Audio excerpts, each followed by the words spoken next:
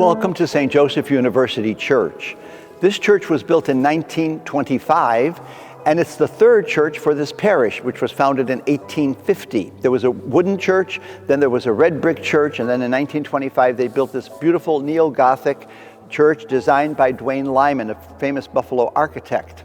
And we're here looking at the wonderful things that depict St. Joseph here, especially this year, which is the year of St. Joseph.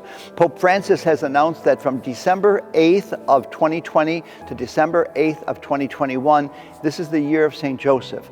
And at this time especially, our diocese is also being reconsecrated to St. Joseph, coming up on his feast day on March 19th. And we should also recognize that he's the patron of this parish. There are many wonderful depictions of St. Joseph. In the center of the sanctuary, there is a mural that was put into the church when the church was built in 1925. In the center, St. Joseph is standing holding the child Jesus. Above his head, there are some angels with trumpets. To his left, there's an angel holding a lily, which is the sign of St. Joseph, a symbol of St. Joseph. To his far right, there's a couple angels holding tools of the carpenter's trade. And one of the very interesting things is, right below his right hand, an angel is holding a model of St. Joseph University Church on a gold cloud. St. Joseph has his right hand extended over the church as our protector.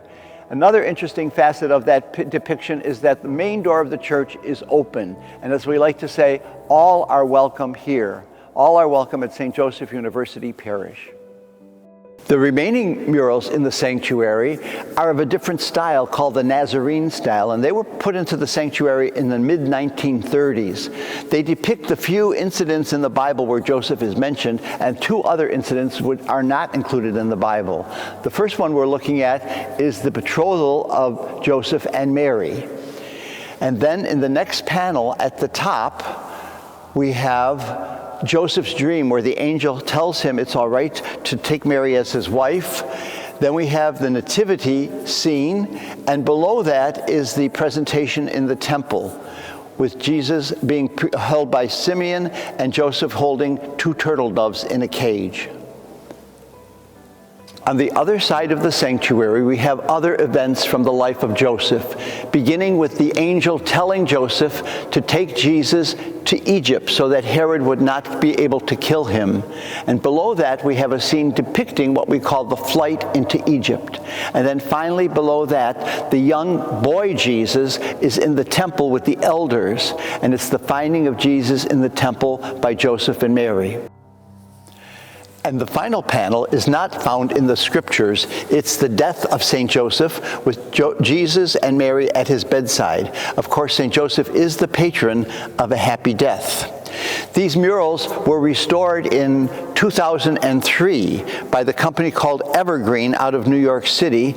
It was the same company that restored Radio City Music Hall. They came to our church and they were here for a good 2 months. The sanctuary was filled with scaffolding and plastic, and they had things that looked like 2-foot Q-tips, and they were very large, and every square inch of the murals were cleaned, and then they put varnish over them, and they did in-painting. Where painting was missing, they restored the paint. It had been decades of incense and soot from candles burning in the sanctuary that was removed, and new lighting was put in so that the beauty of the murals could be seen more clearly. Wherever you look in the church, you can find images of St. Joseph, not only in the murals, but also in the beautiful stained glass. The stained glass windows were put in the 1930s also, and they were designed by a German company that had a factory in Chicago. This window here depicts again the nativity scene with Joseph in the center panel behind Mary and the child Jesus in the manger. The next window depicts the presentation of Jesus in the temple. In the center panel, we see Simeon holding the child Jesus, and to his left is Mary holding a candle, kneeling, and Joseph standing behind her. And the final stained glass window is across the aisle on the other side of the church.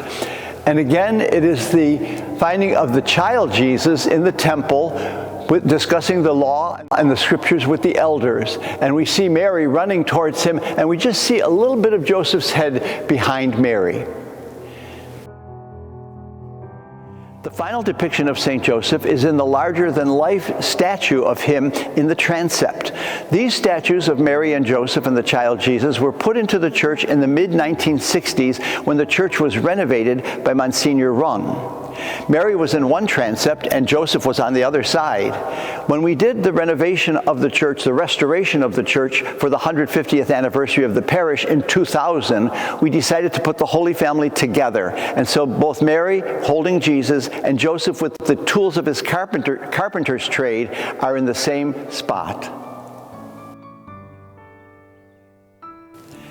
The Diocese of Buffalo was founded in 1847, and St. Joseph University Parish was founded in 1850. At that time, both the diocese and the parish were put under the protection of St. Joseph as their patron.